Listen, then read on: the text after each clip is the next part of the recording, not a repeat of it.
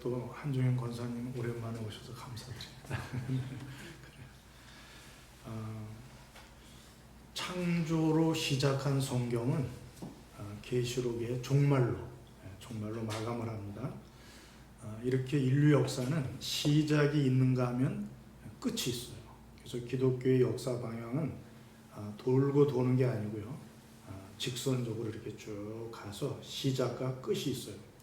그래서 알파와 오메가 대신 우리 하나님, 삼위일체 하나님께서 이 역사를 다 주관하시고 이제 끝에는 심판으로 대종말을 고하게 됩니다.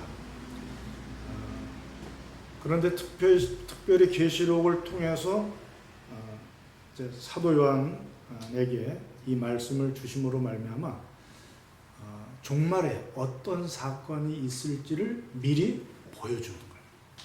그래서 여러분들이 이 사건을 알면은 점쟁이를 찾아갈 필요도 없고 뭐 누구 필요 없어요. 우리가 성경의 계시록에 이미 보여준 이 말씀만 우리가 잘 깨달으면은 우리가 미리 대처할 수 있고 우리가 지혜롭게 살아갈 수가 있습니다.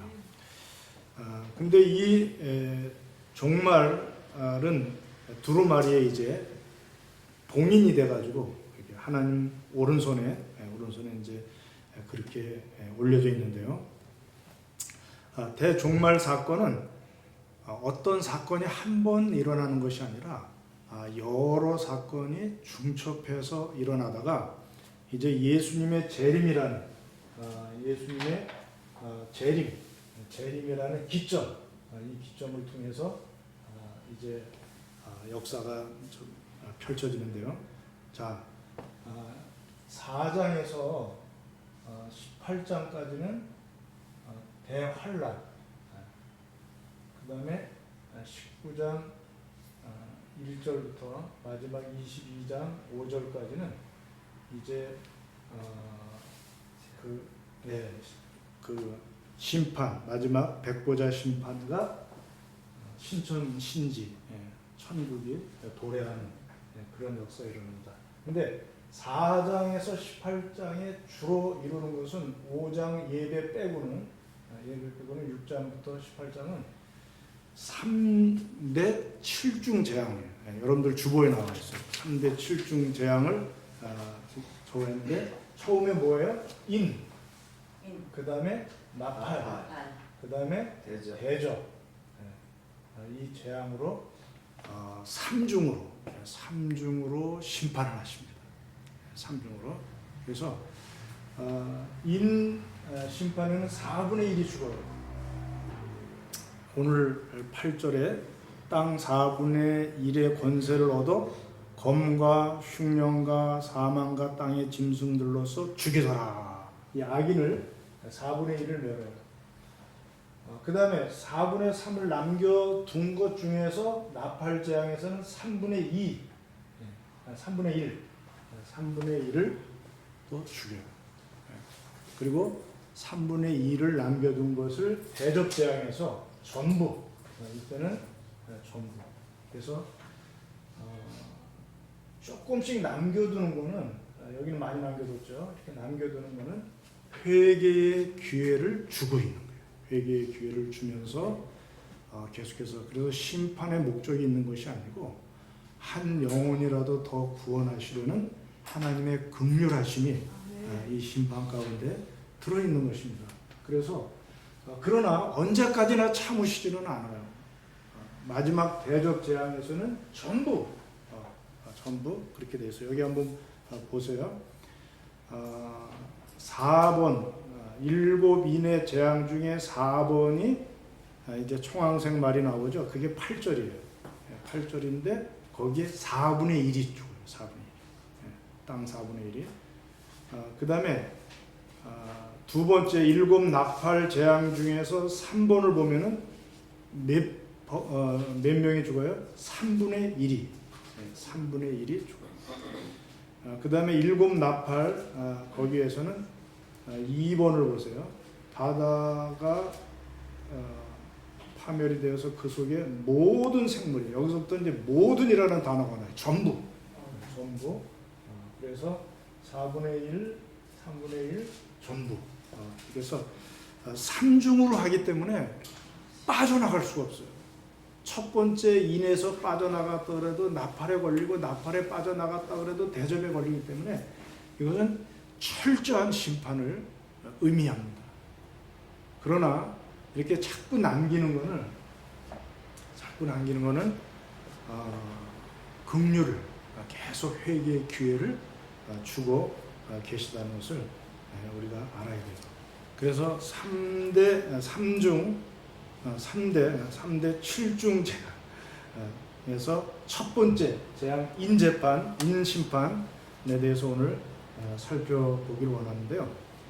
자, 누가 인을 떼시죠? 6장 1절에 보면 예수님, 내가 보니 어린 양이 7인 중에 하나를 떼시는데, 이 두루마리에 좀 꺼주세요. 이 두루마리에 미래의 종말의 비밀이 담겨 있어요. 그래서 여러분들 우리가 18장까지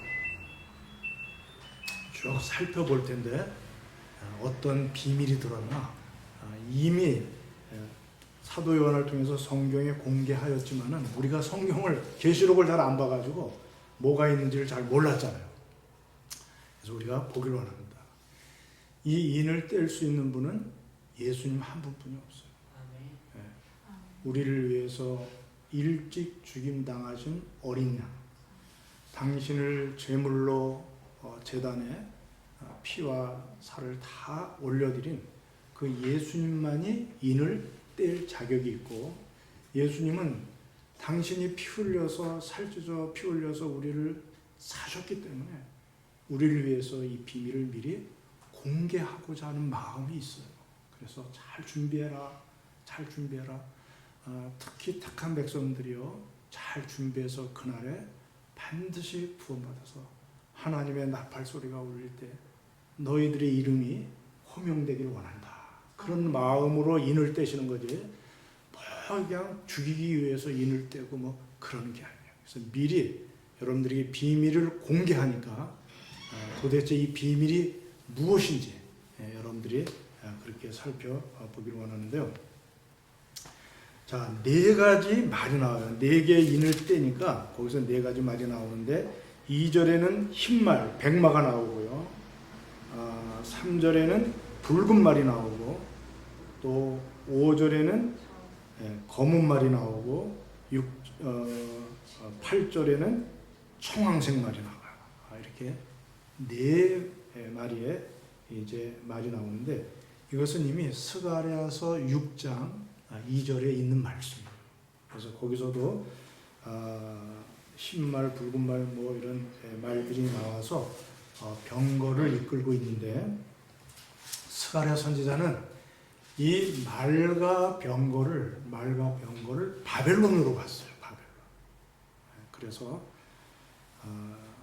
이들이 막 쳐들어올 때 백마 타고 막 정복하고 하는 이런 위용, 심판에 그 얼마나 바벨론이 우리를 침공해오면 우리가 얼마나 무섭겠는가, 얼마나 우리가 비참하겠는가, 짓밟히고 약탈당하고 할 텐데, 그런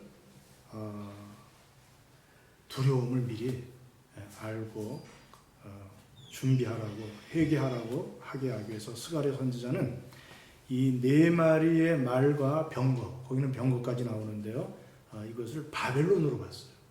다시 말해서 이 말들은 심판의 도구라는 거예요. 심판의 도구. 그래서 흰말, 붉은 말, 검은 말, 청황색 말은 심판의 도구로, 하나님의 심판의 도구로 쓰임 받는다는 것을 여러분들이 아셔야 됩니다. 그래서 첫 번째 인을 떼니까 네 생물 중에 하나가, 그 하나님 보호자의 네 생물이 둘러 있었죠. 사자, 송아지, 사람 모양, 그 다음에 독수리 모양. 그래서 아마 사자 모양의 천사가 먼저 인을 떼는 것 같아요. 첫째 인을 뗄 때 우레소리 같이 말하는 것 같아요. 우레소리 같지 말아요. 오라. 패턴이 다 똑같아요. 오라. 그렇게 하니까 거기에 흰말이 등장을 해요. 백마 탄 그 자가 활을 가졌고 멸루관을 받고 나아가서 이기고 또 이기려고 하더라. 이것은 큰 전쟁을 말합니다. 이것은 정복자들의 침략을 말해요. 그래서 특히 바벨론의 느부갓네살이라든지 헬라의 알렉산더나 징기스칸 이런 정복자들을 여러분들이 쓰각하면 돼요. 히틀러 이렇게 아주 세계의 대전을 일으키고 휩쓰는 큰 전쟁에 쓰임받는 그런 사람이 백마를 타고 활을 가졌고 멸류관을 받고 이기고 또 이기려고 하더라. 그래서 큰 전쟁으로 인하여서 얼마나 피해를 많이 보고 사람들이 얼마나 많이 죽고 얼마나 많이 속았는데 하나님은 이 큰 전쟁을 심판의 도구로 삼으신다는 거예요.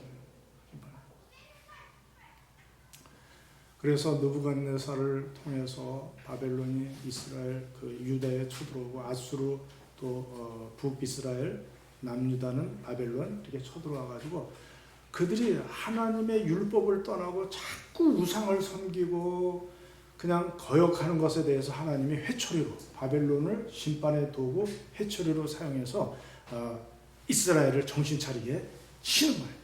하나님은 전쟁을 통해서 심판의 도구로 사용하신다는 것을 우리가 아셔야 돼요. 두 번째 인을 떼니까 붉은 말이 나왔어요. 이것도 역시 전쟁이에요. 근데 이거는 좀 작은 전쟁. 평화가 있어야 할 같은 민족끼리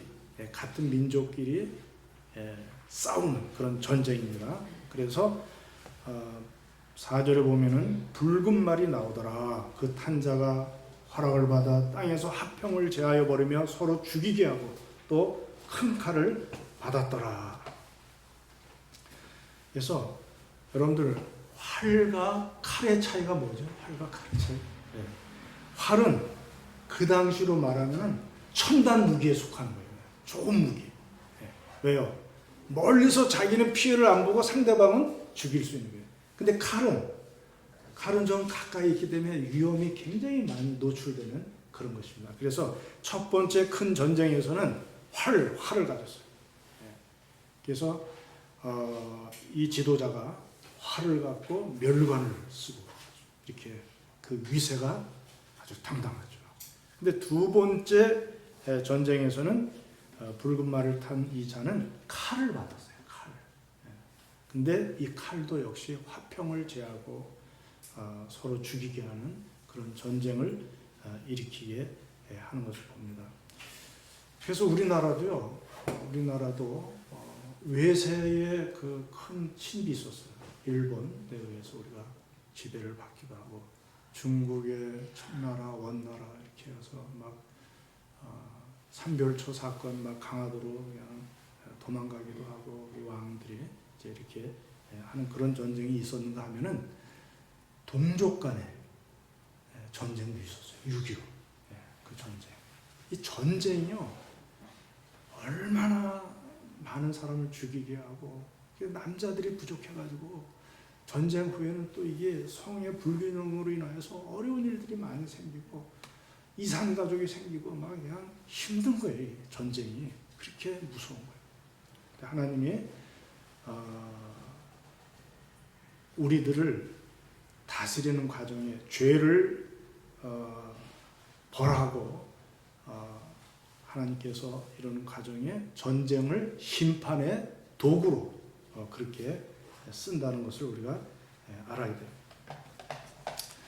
그 다음에 세 번째 생물이 오라 그렇게 했더니 검은 말이 나왔어요.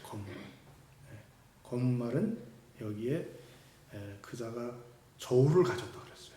앞에는 칼, 활 뭐 이런 걸 가졌는데 저울을 가졌어. 저울은 뭐 하는 데 쓰죠? 뭘 달고 이렇게 하는 데 쓰는데 이거는 경제적 재앙. 앞에는 전쟁의 재앙이라고 할 것 같으면 이것은 경제적인 재앙. 그래서 기근, 막 날씨 기후에 막 이런 어려움으로 인하여서 농사가 안 되고 막 과실이 미리 떨어지고 그냥 벼가 물로 다 차가지고 그냥 다 썩고 이런 것들로 인하여서 양식이 부족해지면서 기근이 일어나는 거죠. 경제 문제가 대두되는 것입니다. 그래서 지금은요, 이념으로 인한 어떤 전쟁보다는 경제적인 문제가 이슈가 더 중요하게 됐어요. 그래서 경제적으로 이익이 된다면 원수하고도 손잡을 수 있어요. 지금 모든 화두가 경제만 잘하면 대통령 잘하는 거고, 하여튼 모든 게 물질에 지금 온 인류가 사로잡혀 있는 그런 상황이에요. 보호무역 정책을 핀다, 큰 나라가. 그러면 작은 가난한 나라는 어떻게 됩니까? 더 살기가 힘들어서 빈부의 차가 심해지고 더 강대국은 이기적으로 나가면서 지배권을 행사하려고 하고 이런 불균형으로 인하여서 더 세상이 어려워지는 거예요. 자기들은 편할지 모르지만 지금 아프리카 이런 데서는 굶어 죽는 아이들이 얼마나 많은지 몰라요. 그런데 그냥 잘 사는 나라에서 버려지는 음식물이 얼마나 많은지 몰라요. 우리나라도 아까워 죽겠어. 내가 다 먹어서 소화만 시킬 수 있다면, 살만 안 친다면 다 먹어 죽겠어. 다 먹어 죽겠는데 그냥 버리는 거예요. 그래서 하나 버릴 거 있으면 좀 먹을 만한 건 산에 갖다 버려. 산에 몰래 짐승들아 먹어라.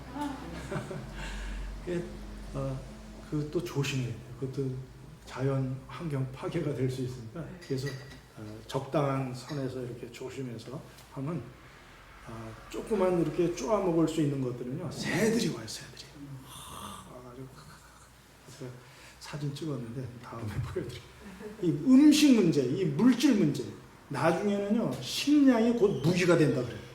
지금 그래서 6차 산업을 벌써 그 암스테르담 거기 거기 네덜란드 가봤더니 벌써 6차 산업 식량을 준비하고 있어요. 그래서 밭에서 안 길러, 그냥 물에서 수중 거기서 그냥 이 비닐하우스 같은 데도 아주 유리로 잘 만들어가지고 다 물에서 자라. 모든 게 딸기도 다 물에서 있어가지고 그냥 따기도 쉽고 그냥 모든 게 쫙 거기서 생산이 돼. 물에다가 뭐 하고 이렇게 하더라고요. 그래가지고 지금 벌써 유럽은요 6차 농업 산업이 6차 산업이 농업의 혁신이에요. 그래서 미리 지금 준비하고 있어요. 나중에는 식량이 무기가 될 것이다. 그렇게 미리 내다보고 있는데, 오늘도 어느 정도 인플레이션이 일어났냐면요, 밀 한 대가 한 데나리온에 팔리고 보리 석 대가 한 데나리온에 팔리는 거예요. 한 데나리온은 노동자의 하루 품삯이에요. 하루 품삯으로 밀 한 대 사는 거예요. 우리나라는 말하는 쌀 한 대예요. 주식이 밀이거든요. 거기는. 그러니까 밀 한 대 사는 거예요. 근데 부식으로서 보리는 조금 싸요. 그래서 석대에 한 데나리온에 팔리는 거예요. 이것은 보통 때보다 한 8배 이상 비싼 건데요. 밀 한 대는 작년 한 사람의 하루 식량이에요. 그러니까는 혼자 살면 괜찮아. 자기가 벌어서 하루 먹으면 돼. 근데 식구가 딸렸다. 그럼 무조건 부족해지는 거예요. 그래서 굉장한 인플레이션이 이제 미래에는 일어날 거예요. 식량 문제가 대두될 거예요. 여러분들 미리 대비하세요. 여기에 지혜를 여러분들이 가지시기 바랍니다. 그러나 감람류와 포도주는 해치지 말라. 이렇게 지금 제약을 두고 있는 것을 봅니다. 그 다음에 네 번째 보니까 청황생말이 나왔어요. 청황생말. 이것은 죽은 사람의 피부 색깔이에요. 그래서 죽음을 말해요. 죽음. 8절 보세요. 8절 보면은 내가 봄에 청황색 말이 나오는데 그 탄자의 이름은 뭐라고요? 사망이니 음부가 그 뒤를 따르더라. 사망이 모인 곳이 음부예요. 저희가 땅 4분의 1의 권세를 얻어 검은 뭘 상징하죠? 전쟁, 검. 이미 살펴봤죠? 앞에서 전쟁. 그 다음에 흉년은 뭘 상징해요? 경제적인 기근. 그 다음에 사망과 땅의 짐승으로서 죽이더라. 4분의 1이 여기서 죽는 것입니다. 그래서 넷째 인은요, 이제껏 살펴본 첫째인가 둘째인가 셋째인의 하나의 총화적인 결론적으로 지금 사망이 여기에 대두되고 있어요. 사망. 그래서 전쟁으로 인해서 검으로 인한 사망과 기근, 경제적인 그 어려움으로 인한 사망과 그 다음에 사망과 그 다음에 땅의 짐승 들로서 죽이더라. 이렇게 말하고 있는데요. 이게 에스겔서 14장 21절에 이미 나와 있어요. 우리가 월요일부터 에스겔서 14장 들어갈 차례인데 제가 마침 이렇게 연구하다 보니까 연결이 돼요.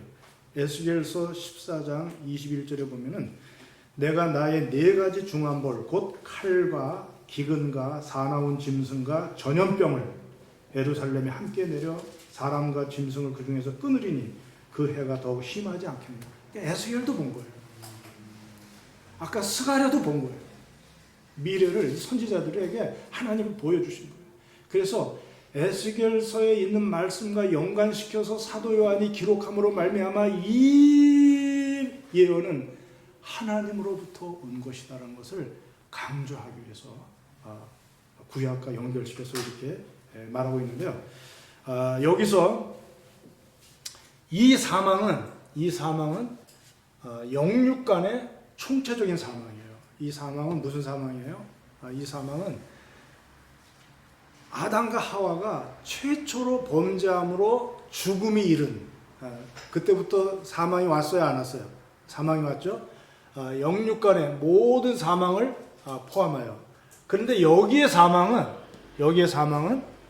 그냥 검과 흉년과 사망과 땅의 짐승으로서 죽이더라 그랬는데 이것을 에스겔서와 연결시켜서 보면 이것은 전염병이에요.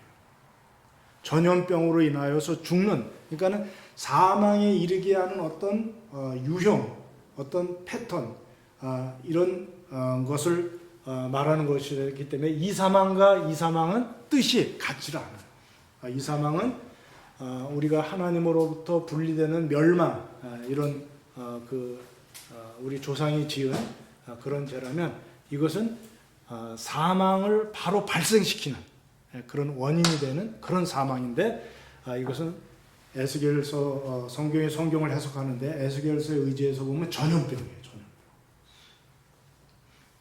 그래서 전염병이요 무서워요. 지금 코로나19도 무서워요, 안 무서워요? 무서워요. 우리가 지금 경험해 보질 못해가지고서 우리가 나는 안 걸렸는데 하면서 이렇게 착각하고 있는데요. 이거는 누구도 예외 없어요. 높낮이 뭐 권세 있고 뭐 돈 물질 많고 적고 상관이 없어요. 그래서 코로나19 이 전염병이 얼마나 무서운지 유럽에서 이미 패스트 그 전염병으로 수십만 명, 유럽의 3분의 1이 없어졌어요. 사람이. 그때 막 흑사병으로 인해서 얼마나 많이 죽었는지. 다윗도 인구조사하고 나서 하나님이 내가 재앙을 줄 텐데 택하라 그랬더니 뭘 택했어요? 전염병을 택하고서는 깜짝 놀란 거예요. 다윗이 하루에 7만 명이 죽으니까. 그래가지고 아이고 하나님 7년 뭐 기근 뭐 몇 달 뭐 이렇게 했는데 이거는 하루에 7만 명이 죽으니까 그냥 깜짝 놀라요. 7천 명인가? 7자는 맞는데 그렇게 전염병이 무서운 거예요.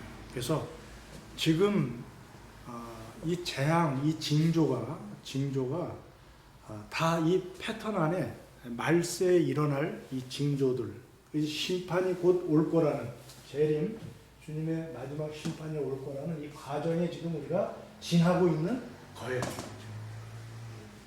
예수님도 말씀하셨어요. 마태복음 24장 6절에 보면은 제가 아까 읽었죠. 난리와 난리의 소문이 들릴 것이다. 이것은 큰 전쟁을 말해요. 그 다음에 7절에는 민족이 민족을, 나라가 나라를 대적하여 일어나고 있고, 그리고 기근과 지진. 그 다음에 9절에는 환난에 너희를 환난에 넘겨 너희를 죽이리니 하는 죽음이 나와요. 그래서 똑같아요. 패턴이. 전쟁과 그 다음에 기근과 그리고 죽음. 죽음. 그래서 여기 땅의 짐승으로서 죽이더라 하는 것은 실제 짐승입니다. 실제 사나운 짐승 동물인데 이것은 천국에 가서 어린아이가 독사굴에 손을 넣으며 사자와 함께 뒹굴며의 반대 상황이에요. 반대 상황. 이것이 인간의 죄로 인하여서 엄청난 일들이 발생했다는 것을 우리가 아셔야 돼요. 그런데 4분의 1만 죽어요. 4분의 1만. 아까 말씀드렸죠? 4분의 1.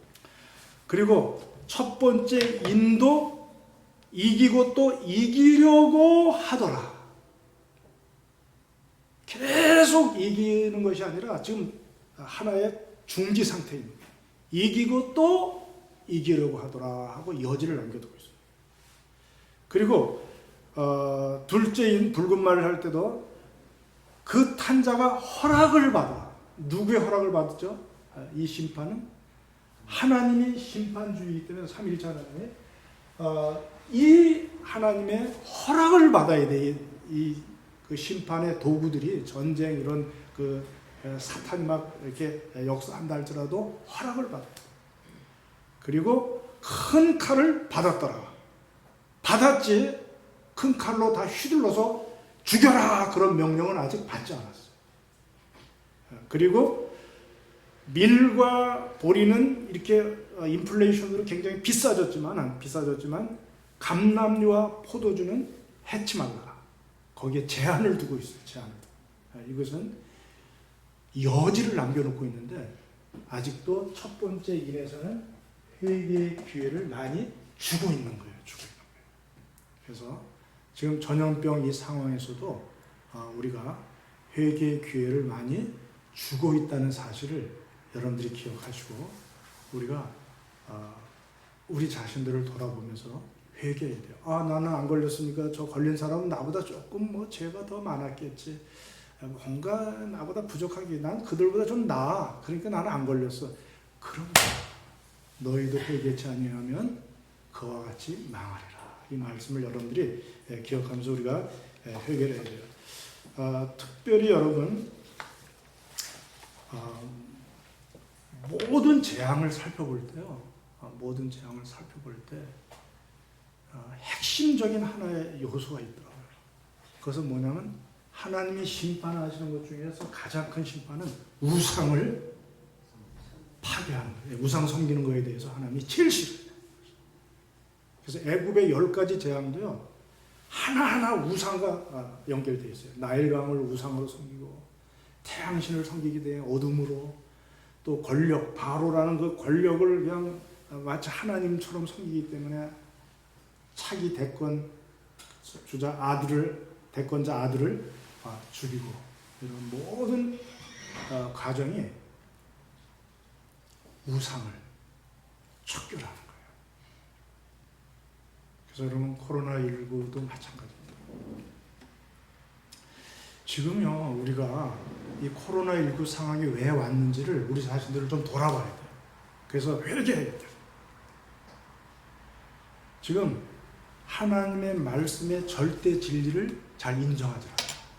상대적으로 니네도 옳고 우리도 옳다.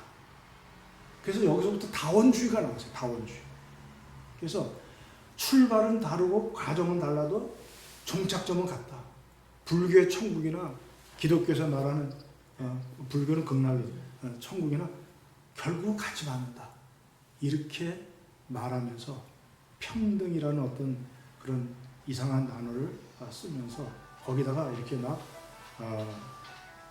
그것을 적용시킨 것입니다. WCC 지금 코로나19를 통해서 하나님이 이 다원주의 사상, 이 절대 진리를 부정하는 이 악한 세력들, 이 세력들에 대해서 하나님이 지금 징계하고 있는 거예요. 징계. 그래서 우리가 이것을 분명히 알아요. 그리고 동성애요. 지금 유럽이나 미국은요 너무나 만연돼 있어요. 너무나 만연돼 있어요. 동성애가. 지금 우리나라도 지금 이 거센 물결을 과연 버텨낼 수 있을까? 우리 기독교인들이 정신 바짝 차려야 돼요. 예. 이것은 진짜 아까 기도하신 대로 하나님의 창조 질서를 파괴하는 거예요. 남자와 여자를 만들었는데 남자 살고 여자 살겠다는 거예요. 초등학생들도 나는 남자로 태어났지만 나는 하나님으로부터 부여받은 성을 인정하지 않고 나는 여성으로 살아간다. 그러면서 부를 때 뭐 미스터 누구 부르면 난 미스예요. 그렇게 부르지 마세요. 고소하겠어요. 이렇게 하고 지금 화장실이 3개예요. 유럽에는. 그래서 남자, 여자 있고 중간에 그 남자도 아니고 여자도 아닌 남자인데 여자 행사하는 사람, 여자인데 남자 행사하는 사람, 우리나라 하리수 같은 사람, 그런 사람들이 쓰는 화장실이 또 있어. 지금 이게 굉장히 심각합니다. 하나님이 지금 전 세계적으로 코로나 19로 지금 때리고 계시는 거예요. 재앙으로 지금 이 전염병으로 지금 때리고 계시는 거예요. 정신 바짝 차려요. 과학 만능주의, 과학이면 다 된다. 그러면 안 돼요. 지금도 너무 우리나라 의료진과 지금 정부가 애쓰고 정말 그들이 이 추위 가운데서도 노력하고 더위 가운데서도 노력했던 거 우리가 다 잘 알고 우리나라 그래도 많이 잘 잡고 너무나 감사해요. 그러나 이것을 우리가 이겨내는 이런 과정에서 꼭 백신만 나오면 다 된다. 거기에만 너무 의존해서도 안 돼요. 과학적인 데이터를 따라서 우리가 한 사람이 퍼뜨리는 이렇게 볼 때 얼마나 늘어나고 이렇게 해서 잡아야 되고 뭐 알아요. 그런 것을 계산해서 노력해서 하는 거 알아요. 그러나 거기에 꼭 우리가 포함시켜야 될 것은 뭐냐면 하나님이 이 재앙을 주셨다는 것을 허락하셨다는 것을 우리가 깨닫고 우리 함께 기도합시다. 교회여 기도 좀 해주세요. 우리를 도와주세요. 이런 말을 해야 돼요. 이런 말이 항상 빠져있고 뭐든지 인간의 어떤 지혜와 방법으로 다 할 수 있을 것 같이 이렇게 착각하는데 어려워요. 거리두기 하고 모이지 말라 그러면 또 경제 문제는 어떡할 거예요? 그렇게 간단한 게 아니에요. 이건 하나님이 도와주시지 않으면 어려워요. 예수님을 믿는다는 정청리도 한 번도 이런 소리 한 적이 없어요. 지나가는 말로라도 한 번도 하나님에 대해서 좀 도움을 구하는데 이런 말 한 적이 없어요. 다 과학이면 다 되는 줄 알아. 그냥 뭐든지 과학. 그렇지 않아요. 그리고 경제 문제도요. 아까 보험무역제도 제가 말씀드렸지만 너무나 가진 자들이 이기적으로 살기 때문에 문제가 되는 거예요. 예? 그러니까 지금 부동산 대책 같은 것도 가진 자들이 더 많이 가져가지고 자꾸 이렇게 하니까 아파트를 아무리 많이 줘도 계속 모자라는 거예요. 계속 모자라. 그러니까 정부가 이걸 또 인간적인 방법으로 또 이거를 규제하려고 그러니까 어디서 뭐 올랐다 그러면 쫓아가가지고 규제하고 어디 올랐다 그러면 쫓아가서 규제하고 쫓아가서 어려워요. 이 계획 경제라는 것조차도 사회주의에서 인간이 어떻게 하든지 경제를 한번 이렇게 시스템화 해가지고 해보겠다고 하는 건데 한계가 있어요. 보이지 않는 손이 수요와 공급에 따라서 역사한다는 사실을 잊지 말아요. 그래서 하나님을 의지하면서 부동산 정책도 펴고 이래야지 그냥 따라가면서 뭐 하고 뭐 갑자기 내리고 올리고 막 이렇게 한다고 해서 다 되는 게 아니에요. 그래서 좀 믿는 분들이 이런 정책을 좀 기도하면서 그렇게 했으면 좋겠어요. 그래서 여러분 우리가 이런 모든 것들을 하나님이 지금 깨부시고 있는 거예요. 우상을 지금 다원주의, 상대주의, 동성애 이런 경제 문제, 이기적인 거 이런 모든 물질에 지금 사로잡혀 있어가지고 모든 나라들이 다 경제하고 있는 이런 것들에 대해서 하나님이 지금 깨트리고 있는 거예요. 그래서 전쟁으로 깨트렸어요. 전쟁으로 깨트리시고 또 기근으로 깨트리시고 그 다음에 사망으로 깨트리는데 여러분 1차 대전, 2차 대전이 왜 일어났어요? 왜 전쟁이 일어났어요? 종교 개혁이 일어나면서 천주교로부터 이제 기독교가 이제 나오면서 탄생하면서 좀 자유로워졌어요. 천주교의 틀린 교리 안에 갇혀있던 기독교가 좀 진리 안에서 자유케 됐어요.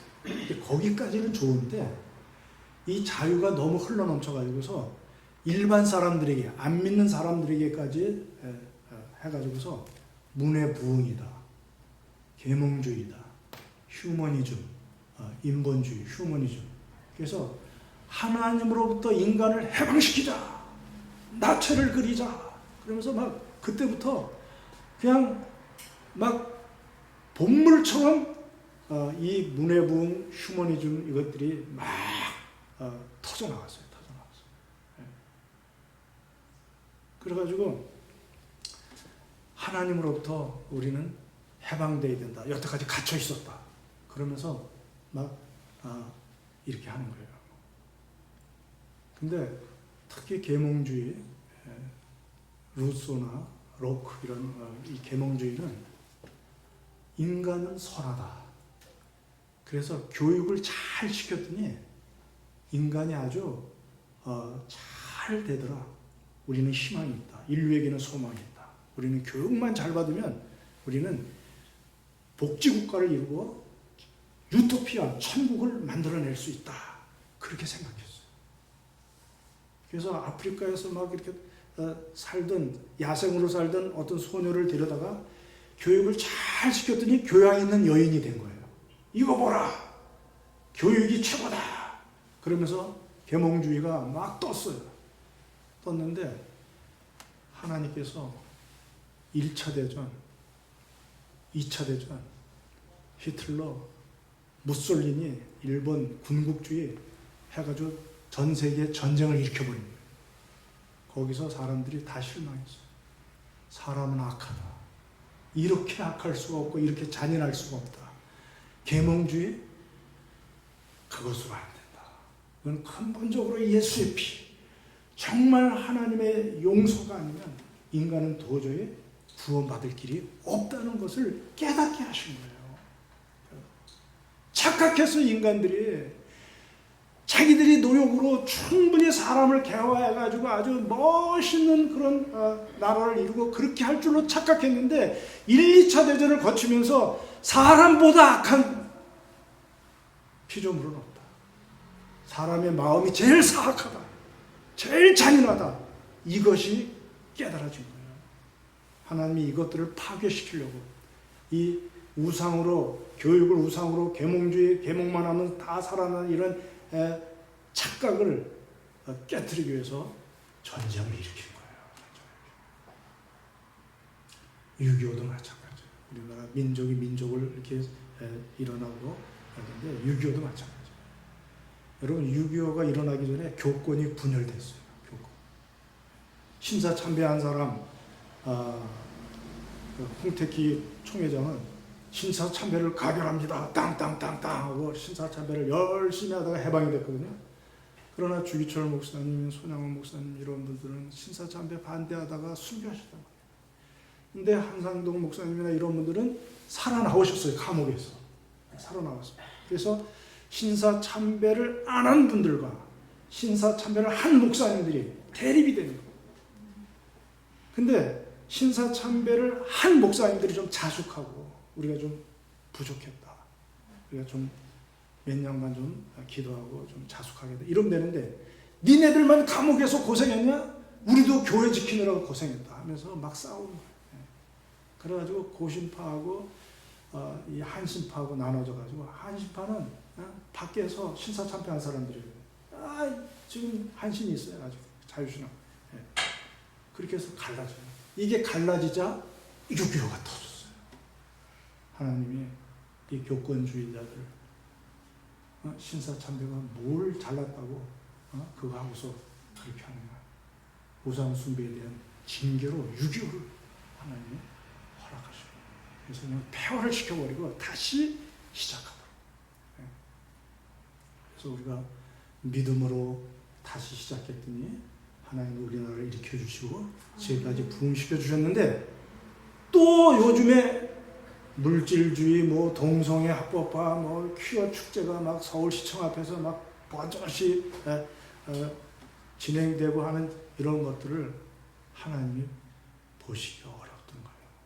그래서 우리나라는 그래도 좀 덜해서 이만큼 하고 있는데, 여러분들 이번 기회에 철저하게 회개할 수 있는 우리들이 되길 바랍니다. 나뿐만 아니라 우리 민족의 죄를 끌어안고, 우리가 이렇게 잘 살게 되고 세계적으로 선교사를 2번째로 많이 보내고 이렇게 하신 것은 다 하나님의 은혜인 줄로 믿습니다. 반토막난 나라 지하자원도 없고 지금 맨날 국방비에 다 쓰리 이런 나라가, 어떻게 원조받던 나라가 기부에 쪼그래 듣고 쫓아다니는 우리가 어떻게 다른 나라를 원조할 수 있는 풍성한 나라로 만들어 주셨습니까? 제가 유학 갈 때만 해도 1980년에 유학 갈 때만 해도요, 삼성, TV, 뭐 LG 이런 거 저 그 럭키인데 그 당시에 저 구석에 먼지만 쌓여 있었어요. 코스트코 같은 데 가도 저 뒤에 먼지가 쌓여 있어요. 수고니, 뭐 캠리, 뭐 이게 도요타 이런 차들만 있지 현대 알아주지도 않았어.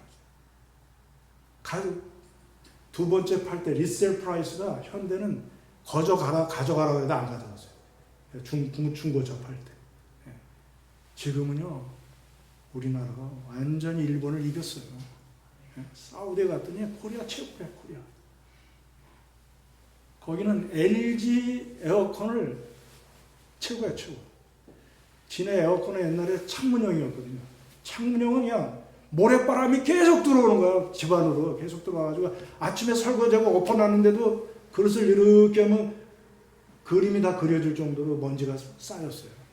근데 LG는 구멍을 요만큼만 뚫거든.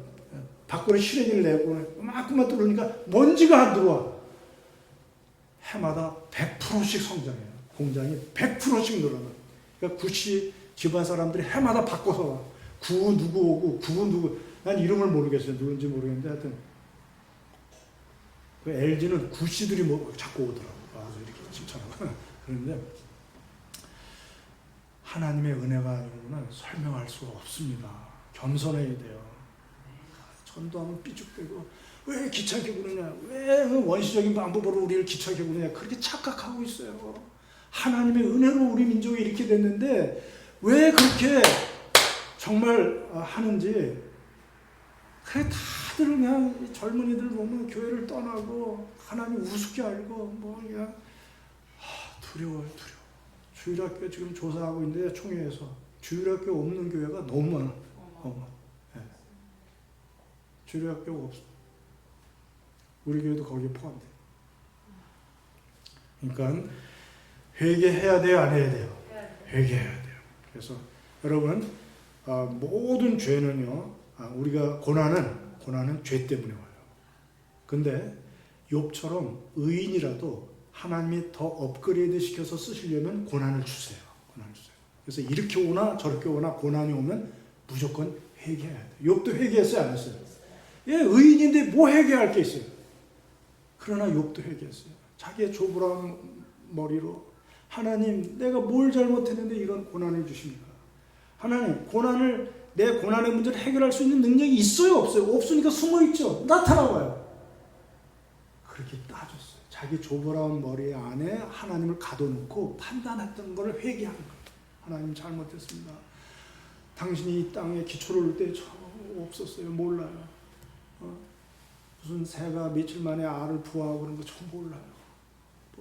또 하나도 모르지 내가 질문하는 거. 거기서 제 가운데서 욥이 회개하는 거예요. 여러분, 우리가 이 코로나19의 고난 상황에서도 우리는 무조건 회개해야 돼요. 죄 때문에 고난이 오거나 죄가 아닌 의인으로서의 고난을 받거나 하여튼 무조건 회개해야 돼요.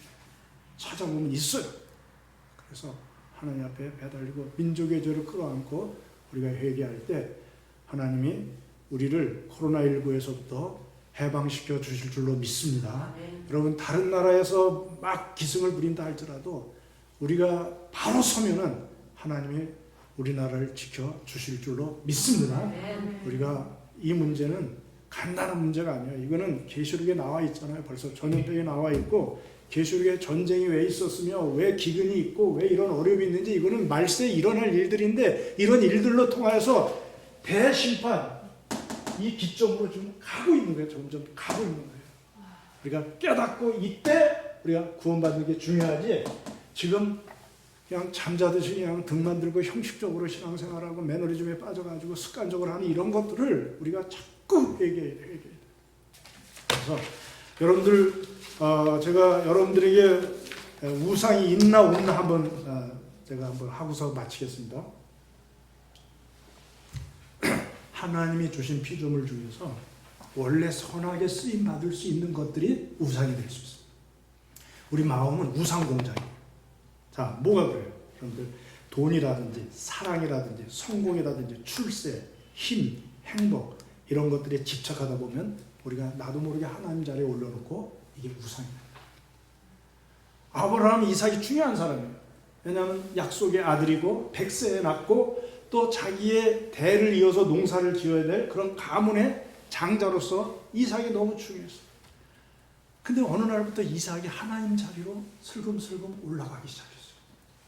하나님이 아브라함에게 결단하라고 그랬어요. 나냐 이삭이냐, 나냐 네 아들이냐, 결단하라. 이삭이 우상이 돼 있었던 거예요. 이삭을 하나님 자리에 올려놔봐요. 이삭은 자기가 하나님이 아닌데 아버지가 나를 하나님처럼 기대하면 얼마나 부담스러워요. 결국 우상 숭배는 파멸을 가져와요. 아버지 아들 관계가 결국 깨지게 돼 있고 하나님이 아닌데 어떻게 하나님 노릇하라고 자꾸 이삭에게 너 이것도 잘해야 되고 저것도 잘해 이래가 다 그렇게 할 아들이 어디 있어요? 인간이 똑같이 거짓말하더라. 아버지가 거짓말인데 이삭도 거짓말하고 똑같이. 그러니까는 여러분 사람의 마음을 좌지우지하게 하는 것 그것만 있으면 행복할 것 같은데 그것이 없어서 불행해. 그것만 있으면 내 인생에 의미가 있을 것 같은데 그것 때문에 의미가 없어. 그것만 있으면 내 인생에 가치가 있을 것 같은데 그것만 있으면 행복할 것 같은데 그게 없어. 그런 것들이 우상이에요. 우상. 여러분들에게 좋은 것인데 좋은 것일수록 자꾸 더 좋아질수록 그게 우상이 될 수 있어요. 건강 좋아요. 건강해야 돼요. 그러나 건강 때문에 염려하고 건강 때문에 맨날 건강 돈 거기 쓰고 시간 거기 쓰고 다 건강이 우상이에요. 그래서 정말 절대적이지 않은 것에 절대적인 가치를 부여하면서 내 사랑을 거기다 쏟고 헌신적인 인생의 중심에 놓는 것들은 다 우상이에요. 하나님이 줄 수 있는 것을 마치 받을 수 있는 것처럼 착각하는 그 어떤 대상 그것은 다 우상이에요. 우상. 내가 그 사람 때문에 그 사람 말에 신경이 쓰이고 그 사람 말 때문에 상처를 받고 그 사람 말이 그냥 다른 사람 말은 괜찮아. 근데 그 사람 말은 나를 갖다가 속상해하고 속을 뒤집어 놓고 하는 그 사람이 우상이 되어 있는 거예요. 배격하세요. 그리고 하나님 안에서 용서하고 사랑하는 마음을 가져야지 거기에 매여가지고 가장 전전긍긍하고 이렇게 하면 그게 또 우상인 거예요. 여러분 안에 우상이 있어요? 네, 철저하게. 목회도 마찬가지예요. 건물이 있으면 좋을 텐데 건물이 우상. 성도들이 좀 많으면 내가 좀 좋을 텐데 멋지고 그냥 이런 진리의 말씀을 다 듣게 하면 좋을 텐데 성도가 우상이에요. 그것도. 그러니까 지금에 감사하시면서 정말 하나님 중심으로 하나님 제가 많은 물질을 드리는 헌금하는 자가 됐으면 좋겠는데 하는 것조차도 우상이고 그냥 있는 모습 그대로 나 자신을 드리오니 주의 뜻대로 쓰시옵소서 하고 맡겨드리는 그런 자세가 우상을 이기고 우리 하나님만 하나님으로 모시고 살 수 있는 그것인 줄로 믿습니다. 여러분들 계시록에 나오는 모든 이 재앙은 우상 파괴라는 것을 아시고 여러분 안에 이것들을 해결하면서 주님의 재림을 준비하시는 여러분들 되길 주의 이름으로 축복합니다. 기도하겠습니다. 하나님 아버지 감사합니다. 아버지와 계시록의 이 비밀의 아버지 두루마리가 열리면서 우리들에게 경각심을 주고 있는 것을 깨닫게 하시고 아버지 우리가 가볍게 생각하지 말고 아버지 심각하게 우리 자신들을 돌아보면서